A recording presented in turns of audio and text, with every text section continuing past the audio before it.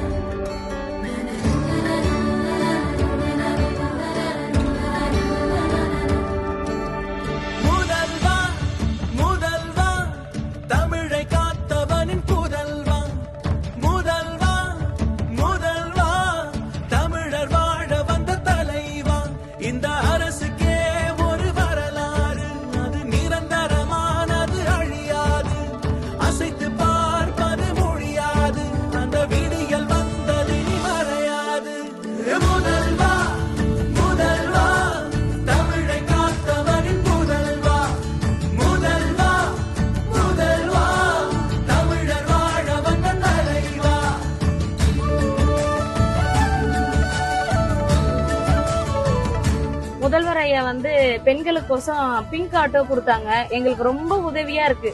முதல்வர் ஐயாக்கு ரொம்ப ரொம்ப நன்றி.